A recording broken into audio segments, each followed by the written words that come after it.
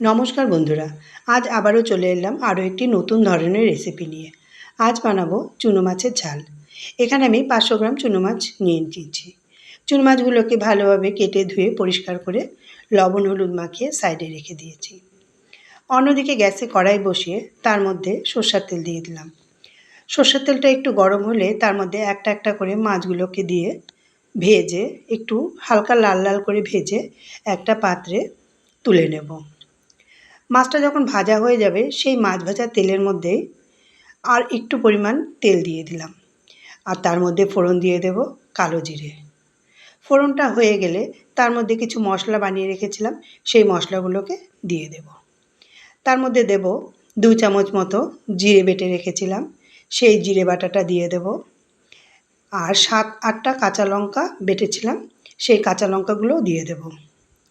আর দেব 1 চামচ ধনে গুঁড়ো আর অল্প পরিমাণ আদা বাটা।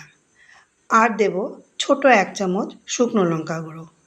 আরও দেব স্বাদ মতো লবণ ও পরিমাণ মতো হলুদ দিয়ে বেশ খানিকক্ষণ মশলাটাকে কষাবো। মশলাটা কষে গেলে যখন তেলগুলো ছেড়ে দেবে মশলা থেকে, তখন তার মধ্যে অল্প পরিমাণ জল দিয়ে দেব। 1-2 কাপের মতন জল দিয়ে দেব। আর ঝোলটা যখন বেশ ফুটে উঠবে, তখন ভেজে রাখা মাছগুলোকে দিয়ে আরও 5 মিনিটের মতো ফুটিয়ে নেব। ঝোলটা যখন বেশ একটু গায়ে গায়ে হয়ে যাবে, তখন একটা পাত্রে তুলে নেব চুনো মাছের ঝালটা।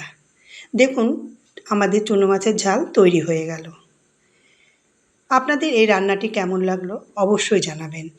আমার এই রান্নাটি আপনাদের দেখার জন্য অসংখ্য ধন্যবাদ।